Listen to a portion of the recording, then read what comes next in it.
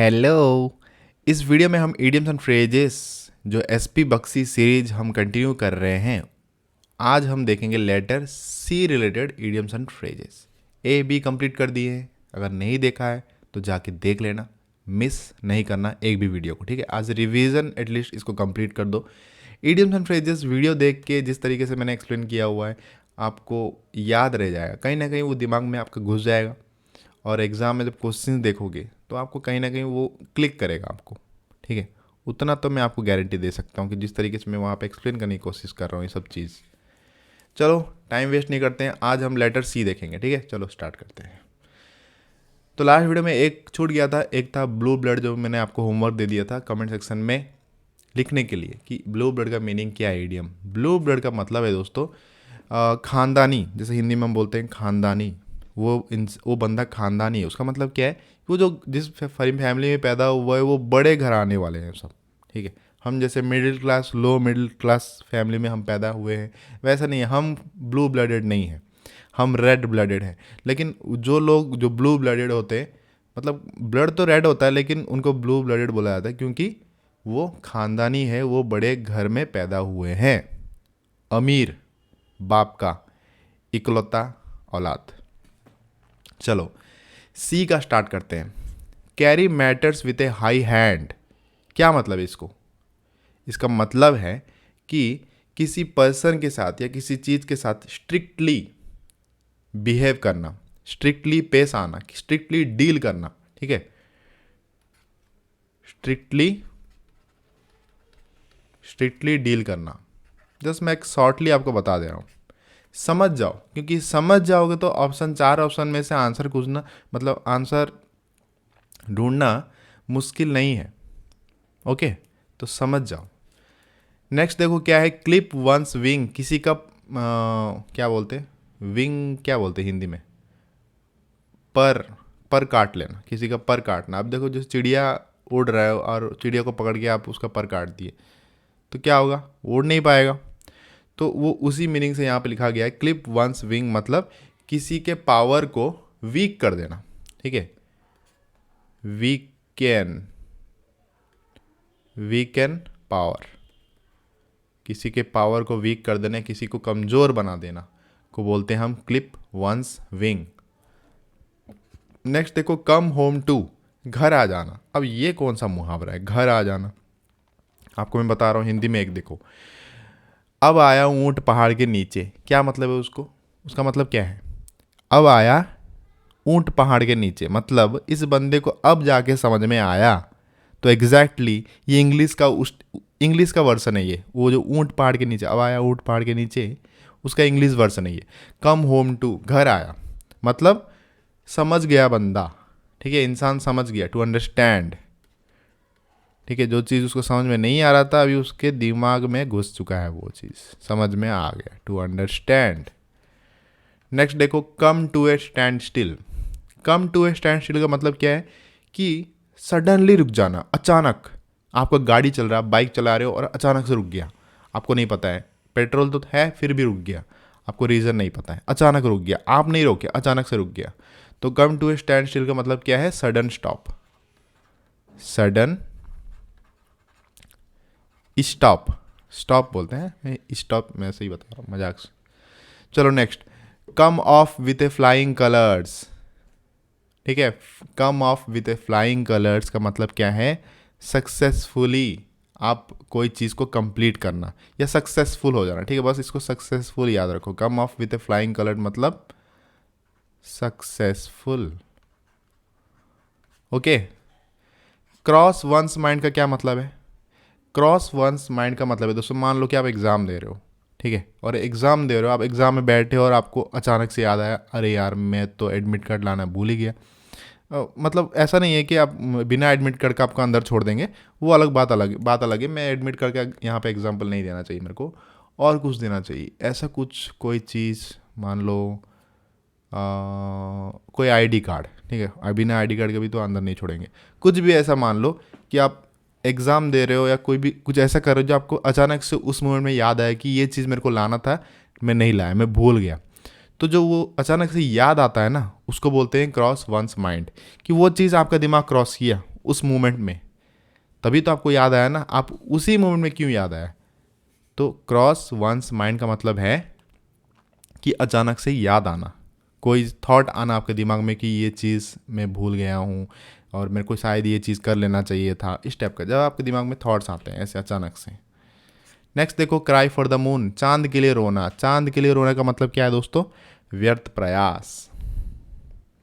चांद के लिए रोओगे, चांद थोड़ी मिलेगा, नहीं मिलेगा ना। तो आप ऐसा विश आप कर रहे हो कि जो कि इम्पॉसिबल है। Wish for something impossible, wish for something impossible, impossible, wish for something impossible, जो इम्पॉसिबल है उसके लिए आप आशा बनाए रख रहे हो, उसको बोलते हैं cry for the moon. Next क्या देखो, कैरी फेवर विथ। क्या मतलब है कैरी फेवर विथ, मतलब किसी का फेवर आप जीतना। कैरी फेवर विथ का मतलब है दोस्तों किसी का फेवर जीतना। Win somebody's favour. फेवर का मतलब क्या है, जैसे कि फेवर को हिंदी में क्या बोलते हैं, एग्जैक्ट वर्ड तो याद नहीं आ रहा है। फिर किसी का फेवर जीतना मतलब आप किसी को हेल्प किए, मान लो कि आप किसी बड़े इंसान को हेल्प कर लिए, और जब आपको ज़रूरत पड़ा तो आप बड़े आदमी को जो हेल्प कर लिए, आप उनका उस इंसान का फेवर जीत लिए। अब जब टाइम आएगा ना वो उसका रिटर्न करेगा। जब आप लाइफ में प्रॉब्लम में फंस गए और वो इंसान आपको, वही इंसान आपके लिए मतलब मददगार साबित हुआ, तो आप फेवर जीते थे ना, तभी तो वो आपको मदद किया ना, अदरवाइज वो इंसान आपको पहचानता कैसे। समझ रहे हो। तो कैरी फेवर विथ मतलब किसी का फेवर जीतना। Call a spade a spade, क्या मतलब है इसका, कॉल अ स्पेड स्पेड मतलब फ्रैंकली बात करना। स्पीकिंग वेरी फ्रैंकली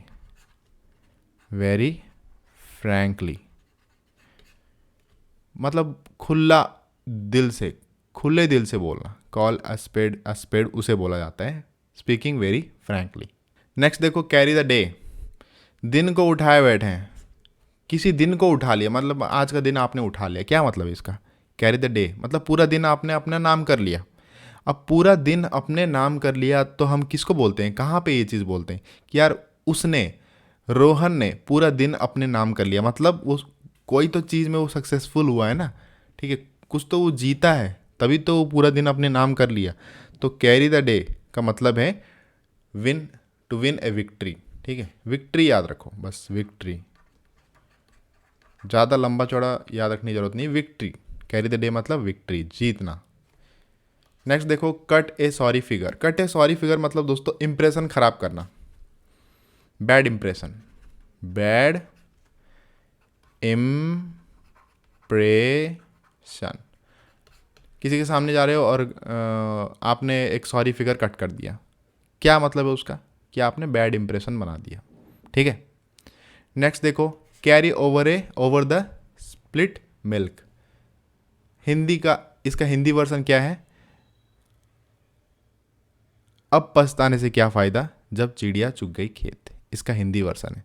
मतलब यहाँ पे दूध फट गया और फिर उसके बाद रो रहे हो, यार दूध फट गया यार। अब फट तो गया तो क्या करना, उसको मलाई बना के खा लो, वो अलग चीज़ है। लेकिन दूध फट गया, आप चाय बनाने की कोशिश कर रहे हो, रो रहे हो कि चाय नहीं बनेगा, उससे कुछ नहीं मिलेगा आपको, क्योंकि ऑलरेडी दूध फट गया कि आपको फिर से नया ओमफेड का पैकेट लेके आना है।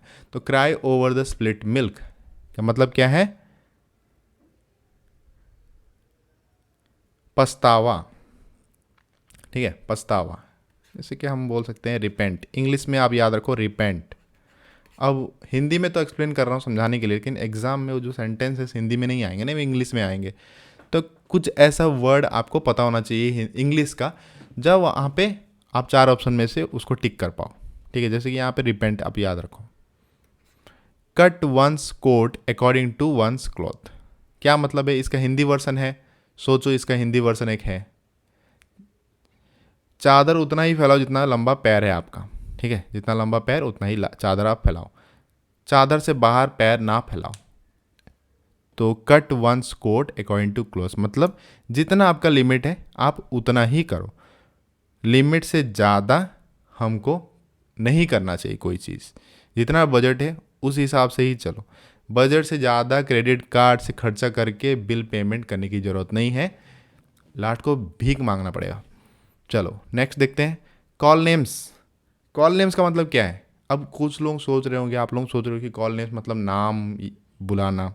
नहीं भैया, नाम बुलाना नहीं है। कॉल नेम्स का मतलब होता है एब्यूजिव, गाली देना, माँ बहन के नाम पे गाली देना, जितने भी जो सारे वर्ड्स आपको पता है। तो कॉल नेम्स का मतलब है कि गाली देना, एब्यूजिव वर्ड्स यूज करना, गाली देना, एब्यूजिव, एब्यूज करना, बस एब्यूज याद करो, याद रखो, एब्यूज। क्लियर? नेक्स्ट देखते हैं, कर्टेन लेक्चर। कर्टेन लेक्चर मतलब कि कर्टेन डाल, पर्दा डाल के लेक्चर दिया जा रहा है। पर्दा डाल के लेक्चर कहाँ पे देते हैं? हस्बैंड वाइफ के अंदर ये सिचुएशन हस्बैंड वाइफ के अंदर आता है। कर्टेन लेक्चर मतलब बाहर कुछ ऐसा बोल दिए लेकिन वाइफ चिढ़ गई। अब वाइफ चिढ़ गई लेकिन सबके सामने कुछ बोल नहीं सकती, तो वो घर जाके झाड़ती है, उसको बोलते हैं कर्टेन लेक्चर। जो घर जाके जो झाड़ती है ना, उसको कर्टेन लेक्चर बोलते हैं। सबके सामने नहीं, वो पर्दा डाल के झाड़ती है, तो कर्टेन लेक्चर याद रखो। कर्टेन लेक्चर मतलब इसको इंग्लिश में क्या लिखूं? इंग्लिश में इसका कुछ वर्ड नहीं, बस ऐसा याद रखो कि हस्बैंड वाइफ मैटर। ठीक है, बस हस्बैंड वाइफ डेफिनेटली आएगा एग्जाम में। कर्टेन लेक्चर आया मतलब हस्बैंड वाइफ आएगा ही आएगा। Husband wife matter. फ़नी तरीके से, एक्चुअली इडियम्स एंड फ्रेजेस जो भी चीज़ हो, हम अगर फ़नी तरीके से कोई भी चीज़ को याद रखने की कोशिश करते हैं ना, तो वो लॉन्ग टाइम तक दिमाग में रहता है। लॉन्ग टाइम क्या है? हमेशा के लिए रह जाता है। तो जब मैं पढ़ने की कोशिश कर रहा था ये सब चीज़, जब पहली बार जब मैं प्रिपरेशन कर रहा था, तब मैं ऐसे याद रखता था कर्टेन लेक्चर। जब मैंने पढ़ा कर्टेन लेक्चर मतलब ये हस्बैंड वाइफ वाला ऐसा चीज़ होता है कि वाइफ झाड़ती है बाद में, तो इस टाइप का लॉजिक मैंने अपने अंदर बना लिया कि बाहर तो बोल नहीं सकती, घर जाके वो झाड़ती है, तो कर्टेन, पर्दा डाल के झाड़ना। कर्टेन लेक्चर का मतलब हस्बैंड वाइफ मैट। ठीक है, husband wife, wife scolding husband, wife scolding. अब बीवी गाली देती है, मतलब वाइफ जो गाली देती है वो गाली अलग टाइप का होता है। वाइफ स्कोल्डिंग हस्बैंड, ठीक है। माँ जैसे गाली देती है वो अलग टाइप का होता है। बीवी जो गाली देती है अलग टाइप का होता है। बाप गाली देता है अलग टाइप का होता है। और बाहर के लोग जो गाली देते हैं वो अलग टाइप का होता है। ठीक है, नेक्स्ट देखो, chip off the old block. Old block का एक चिप, क्या मतलब है इसका? इसका मतलब है, जैसे मान लो कि आप कुछ एक काम कर रहे हो, मतलब मान लो कि आप किसी इंसान को हेल्प कर दिए, और आपके आस पड़ोस के लोग बोल रहे हैं कि इसका बाप भी ऐसे ही था, तुम्हारा बाप भी ऐसे ही था, सबको हेल्प करता था, और तुम भी सबको हेल्प कर रहे हो, तो तुम मतलब सही मायने में अपने बाप के बेटे निकले, मतलब उनका गुण तुम में आया है। तो उसका मतलब है, उसको मतलब उस चीज़ को अगर हम इंग्लिश में बोलेंगे, ईडियम में बोलेंगे, उसका जो मुहावरा है वो इंग्लिश का, वो है chip off the old block, मतलब ओल्ड ब्लॉक का एक छोटा सा चिप। मतलब रिजेंबलिंग, इंग्लिश में क्या बोलेंगे इसको? Resembling one's parents habit. ठीक है, केविन, केविन का क्या मतलब है? केविन का मतलब है दोस्तों हार मान जाना। ईल्ड, हार मान जाने को इंग्लिश में क्या वर्ड है? ईल्ड। केविन का मतलब है हार मान जाना, yield. Cloven hook, cloven hook का क्या मतलब है? हुफ, हुक नहीं, ये हुफ होगा। ठीक है, ये के कहाँ से है? ये एफ है। क्लोवेन हुफ, क्लोवेन हुफ का मतलब है दोस्तों बुरा इरादा, एविल इंटेंशन। बुरे इरादे वाले लोग, जिनका बुरा इरादा होता है, तो बुरा इरादे वाले लोग को क्लोवेन हुफ नहीं बोला जाता है, बुरा इरादा को क्लोवेन हुफ बोला जाता है। ठीक है, evil intention, evil intention. Clear? Cut throat, आपने सुना होगा बहुत सारे सेंटेंसेस में, आप जब पेपर पढ़ रहे हो, न्यूज़पेपर पढ़ रहे हो, कहीं किताब पढ़ रहे हो, तो वहाँ पे कहीं ना कहीं आपने देखा होगा इस चीज़ को, cut throat competition. Cut throat competition, ये फ्रेज आपने कहीं ना कहीं पढ़ा होगा, और या तो कहीं ना कहीं सुना होगा, कहीं पे भी हो इंग्लिश में। कट थ्रोट कंपटीशन का मतलब, कट थ्रोट का मतलब है दोस्तों वेरी टफ। क्या मतलब इसका? वेरी टफ ठीक है, इसका मतलब है very very tough. Clear. Next देखते हैं, call in question. Call in question का मतलब है दोस्तों डाउट, सिंपली डाउट। जब पढ़ाई में हमको डाउट आता है तो देखो ये अंग्रेज वाले छोटे छोटे वर्ड के जगह पे देखो, ये तो सिंपली वो डाउट बोल सकते थे, नहीं वो बोलेंगे ना ना, हम डाउट की जगह पे 3 अलग अलग वर्ड यूज करेंगे, कॉल इन क्वेश्चन। बस अब वो तो कर दिया, हमारे लिए वो सिलेबस बढ़ा दिए और कुछ नहीं। अब क्या करें, क्या ही कर सकते हैं, हमको याद रखना पड़ेगा। कॉल इन क्वेश्चन का मतलब है डाउट। अब देखो जब आप इंग्लिश बोलने लगोगे, इंग्लिश में कहीं स्पीच दे रहे हो, आप वहाँ पे बड़ा बड़ा लंबा लंबा फेंकोगे, डाउट की जगह बोलोगे कॉल इन क्वेश्चन। अब वो लोग मतलब उनका दिमाग खराब हो जाएगा, ये कॉल इन क्वेश्चन कैसे बोला। ठीक है, तो कॉल इन क्वेश्चन का मतलब क्या है, डाउट। जैसे एक सेंटेंस बोलता हूँ, देखो, you should not doubt my honesty. अब मैं क्या बोला, you should not doubt my honesty. अब डाउट की जगह पे कॉल इन क्वेश्चन लगा दो, you should not call in question my honesty. Clear. मतलब मेरे हिसाब से तो डाउट ही सही रहेगा, डाउट ही लगाना चाहिए, क्या जरूरत है ये कॉल इन क्वेश्चन लगाने के लिए। एनीवे याद तो रखना ही पड़ेगा, call in question doubt, call in question doubt, call in question doubt.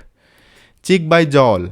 चिक बाय जॉल का मतलब क्या है दोस्तों, गाल है और आपका जॉल, जॉल मतलब जो अपना दांत का जो अंदर का पोर्शन जो होता है, मतलब जॉल, जॉ लाइन बोलते हैं, अंदर अंदर की तरफ जो है उसको जॉल बोलते हैं। चिक बाय जॉल मतलब वेरी क्लोज या टुगेदर क्लोज ऐसे बोल सकते हो। ठीक है, वेरी क्लोज, जो चीज़ मतलब लगभग है, नज़दीक नज़दीक। चिक बाय जॉल क्या है, लग लग के है ना, अपना जो गाल का स्किन और जो गाल का जो अपना जो जॉ लाइन है वो अंदर की तरफ जो वो टच है। ऐसा नहीं है कि दोनों के अंदर गैप है, वो दोनों टच है। तो वेरी क्लोज बोल सकते हो इसको, वेरी क्लोज, या तो बोल सकते हो क्लोज टुगेदर, क्लोज टुगेदर।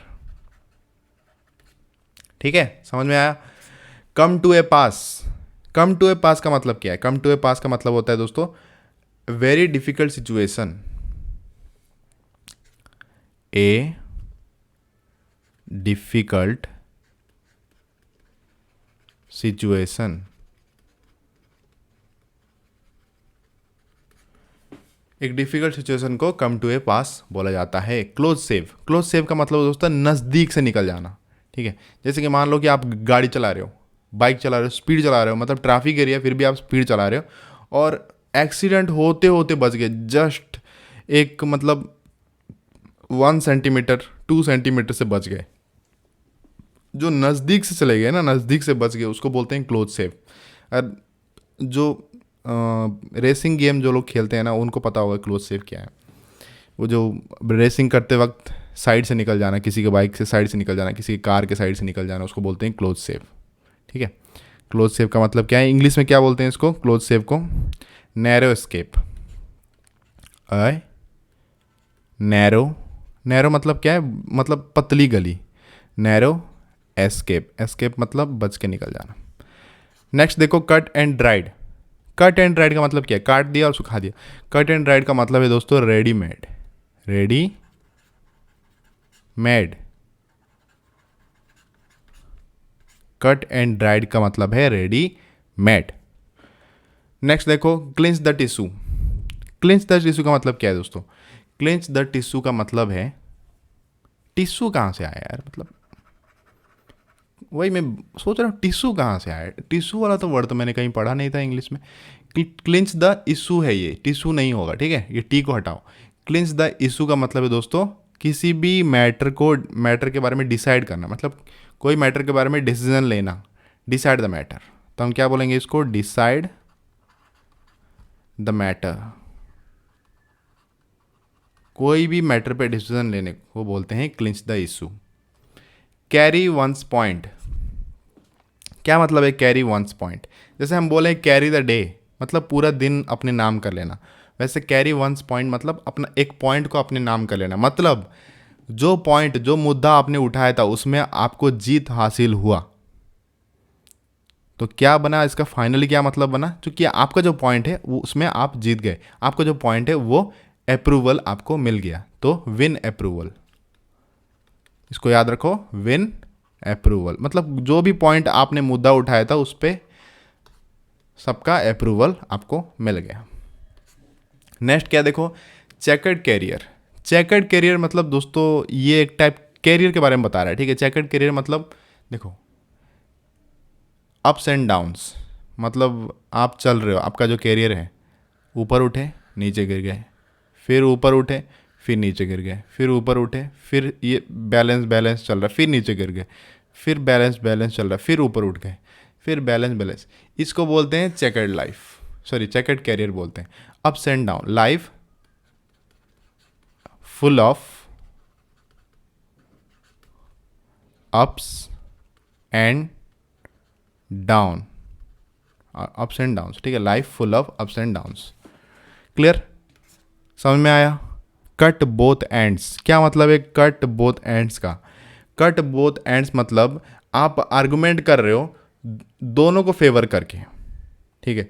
दोनों साइड को फेवर कर रहे हो आप। किस देखो आर्गुमेंट क्या होता है, कभी कभी एक साइड को फेवर करके आर्गुमेंट होता है, जैसे पॉलिटिकल पार्टी के जो आर्गुमेंट होते हैं, बीजेपी वाले बीजेपी के तरफ, बीजेपी को सपोर्ट करके उनके तरफ फेवर लेके आर्गुमेंट करते हैं, कांग्रेस वाले कांग्रेस की तरफ फेवर करके आर्गुमेंट लेते हैं, आप वाले आप की तरफ ये मतलब फेवर लेके आर्गुमेंट करते हैं। लेकिन कुछ लोग होते हैं जो दोनों साइड को फेवर में लेके आर्गुमेंट करते हैं, मतलब इसका भी सपोर्ट कर रहे हैं उसका भी सपोर्ट कर रहे हैं, आर्गुमेंट कर रहे हैं। तो उसका मतलब इसका मतलब यही है कट बोथ एंड्स, मतलब argue argue in favor of both ends, in favor of both ends। समझ में आया। कॉक्स्योर, कॉक्स्योर का मतलब होता है डैम श्योर बोलते हैं, डैम श्योर मतलब आप मतलब श्योर हो, इतना ज़्यादा श्योर हो, उससे ज़्यादा श्योर हो ही नहीं सकते, उसको बोलते हैं कॉक्स्योर, मतलब उस लेवल का sure. Damn sure, damn sure, समझ में आया। आगे बढ़ते हैं। Kock a Snook, Kock a snook का मतलब क्या है दोस्तों? सोच के देखो कॉक ए स्नूक का मतलब क्या हो सकता है। कॉक ए स्नूक का मतलब दोस्तों कि जैसे कि मैं कोई एग्जांपल दे रहा हूँ, आप पैसे वाले हो, ठीक है, आपका कोई एक दोस्त पैसा वाला है और वो आपके साथ दोस्ती नहीं निभा के वो हर छोटे छोटे चीज़ में नुक्स निकालता है और रेस्पेक्टफुली वो बिहेव नहीं करता, मतलब क्या करता रहता है, इंसल्ट करता रहता है, यार तेरे पास ये नहीं है, तेरे पास वो नहीं है, तू सस्ता जूता पहनता है, तू सस्ते कपड़ा पहनता है, तू ब्रांडेड दुकान में घूमता ही नहीं है, ये कर नहीं करता, वो नहीं करता, तू मतलब इंसल्ट करता है। तो ओवरऑल हम क्या बोल सकते हैं, कॉक ए स्नूक का मतलब है लैक ऑफ रेस्पेक्ट, रेस्पेक्ट नहीं देता है, जिसमें कोई रेस्पेक्टफुल बिहेवियर नहीं है, lack of respect. Cock a snook का मतलब है lack of respect. Chapter and words, chapter and words का मतलब दोस्तों in full detail, in full detail मतलब छोटे छोटे चीज़ को एक्सप्लेन करना। मान लो कि कोई आपको एक्सप्लेन कर रहा है, कोई एक स्टोरी बता रहा है और हर चीज़ आपको छोटे छोटे चीज़ बारीकियों में आपको बताते जा रहा है, हर चीज़ डिटेल में एक्सप्लेन कर रहा है, उसको बोलते हैं चैप्टर एंड वर्ड्स एक्सप्लेनेशन। क्या बोला? चैप्टर एंड वर्ड्स एक्सप्लेनेशन, उसका मतलब है कि फुल डिटेल में एक्सप्लेनेशन, कुछ भी नहीं छोड़ा। नेक्स्ट क्या देखो, कूल वंस हील, अपना हील को ठंडा कर दिए। अब अपना हील कैसे ठंडा हुआ? आप एक जगह पे इतना लंबा खड़े हो गए कि आपका हील ठंडा हो गया। अब एक जगह पे लंबा खड़े हो गया, उसका मतलब क्या है कि किसी का इंतज़ार करते करते करते आप इतना टाइम खड़े हो गए कि आपका हील ठंडा पड़ गया। तो ये एक लॉजिक है आपको समझाने के लिए कि कूल वंस हील्स का मतलब है टू बी केप्ट वेटिंग, ठीक है। लॉन्ग वेटिंग याद रखो, ऐसे लिखो, याद रखो, लॉन्ग वेटिंग, लॉन्ग वेटिंग, ठीक है, long waiting. Cool one's heels का मतलब है लॉन्ग वेटिंग, बहुत लंबा समय तक इंतजार। कैरेट एंड स्टिक पॉलिसी, मतलब कैरेट मतलब क्या है, प्राइज भी मिल रहा है, स्टिक मतलब क्या है, पनिशमेंट भी मिल रहा है। तो कैरेट एंड स्टिक पॉलिसी मतलब reward and punishment, reward and punishment आप बोल सकते हो। रिवार्ड भी है और पनिशमेंट भी हो, उसको उस पॉलिसी जो इसको बोला जाता है कैरेट एंड स्टिक पॉलिसी, मतलब रिवार्ड भी है और वहाँ पे पनिशमेंट भी है। नेक्स्ट क्या देखो, कम इन हैंडी, कम इन हैंडी का मतलब क्या है दोस्तों? टू बी यूज़फुल, मतलब मददगार साबित होना। कम इन हैंडी का मतलब क्या है? मददगार साबित होना या यूजफुल होना। जैसे कि मैं आपको बोलूँगा कि आप चप्पल स्लीपर लेके जाना, मतलब बारिश का मौसम है, हाँ हम स्लीपर पकड़े रहना अपने बैग में, शायद काम आ जाए। आप जहाँ पे भी टूर करने जा रहे हो, घूमने जा रहे हो, स्लीपर लेके जाओ बैग में ताकि काम आए। तो आप जूता पहन के गए और अचानक से बारिश हो गया, अब जूता तो पहन के बारिश में घूम नहीं सकते, तो आपको आपको जब मैंने बताया था स्लीपर लेके जाना, तो स्लीपर आपका काम आया। समझ रहे हो? तो मैं वहाँ पे क्या बोलने की कोशिश किया कि स्लीपर लेके जाओ, काम आ सकता है, यूजफुल हो सकता है। तो कम इन हैंडी का मतलब क्या है? To be useful, to be useful. ठीक है, समझ में आया? तो दोस्तों लेटर सी रिलेटेड जितने भी सारे एसपी बक्सी में थे इडियम्स एंड फ्रेजेस सारे हमने डिस्कस कर लिया। आई होप मेरा एक्सप्लेनेशन से आपको चीज़ें समझ में आ रहा है, और आई होप मेरा एक ही एम है कि मैं आपको समझाने के साथ साथ मेरा जो एक्सप्लेनेशन है ऐसा रहता है कि आपको वो दिमाग में कहीं ना कहीं बैठ जाए, रह जाए, और वो भूलो ना, आप कभी ना भूलो आप उस चीज़ को। Thank you for watching this video. Letter D next lecture में देखेंगे। बाय।